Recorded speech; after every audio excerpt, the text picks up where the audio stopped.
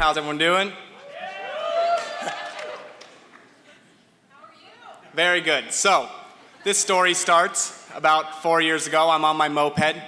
And just a side note, I sold this moped a few years ago. If you have it, I want it back. So I'm on the moped with my friend Moss. And as you can see, there's only one seat. So I put my skateboard on the back for Moss to sit on. And we're cruising down the road. We cruise up near Ideal Market. We stop. I look up, and there's a guy running at me in the middle of the road. He has a t-shirt on, no pants. He's naked from the waist down.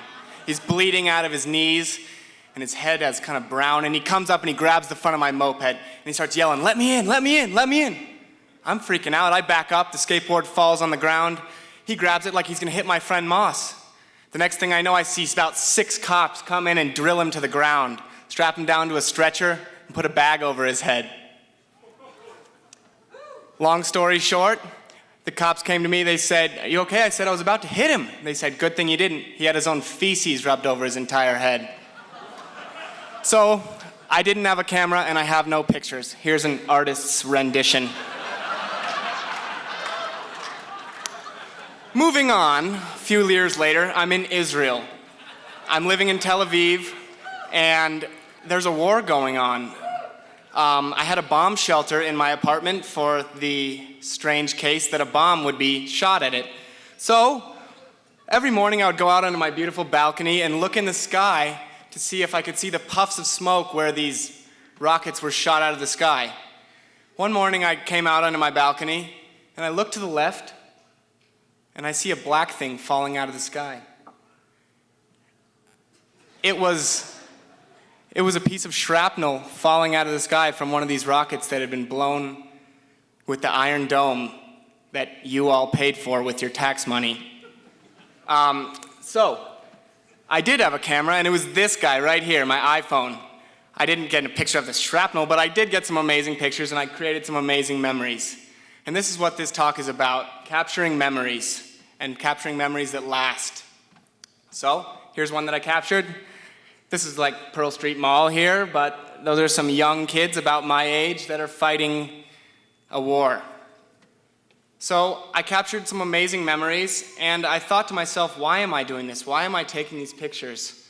And I came to the realization that memories are important to all of us. This is the reason we carry a camera in our pocket every day. This is the reason why we capture moments and save them.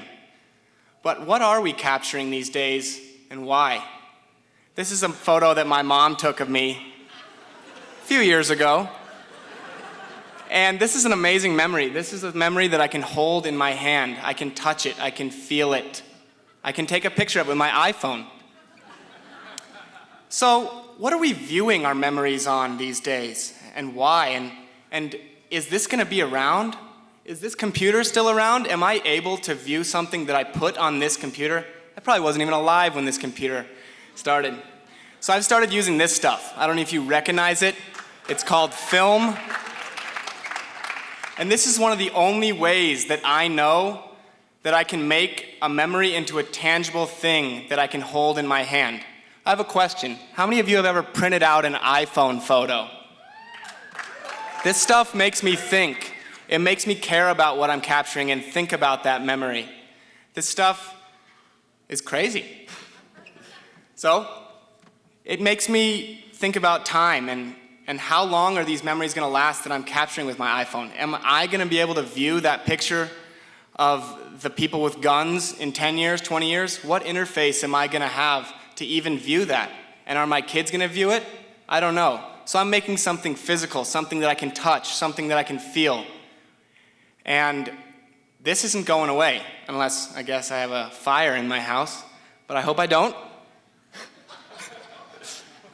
So this is a photo that's of my dad, probably 1976, and this is in Paris. This piece of silver gelatin traveled across the world with my dad, and it still exists today in my parents' living room. So this is where I'm going to. Let's make something that lasts. Let's make something that we care about and that's going to stick around for our kids and their kids. Let's not make small little things that are not viewable on our interfaces. So, if I can leave you with one thing, be happy, make something that you love, and make something that lasts. Thank you all.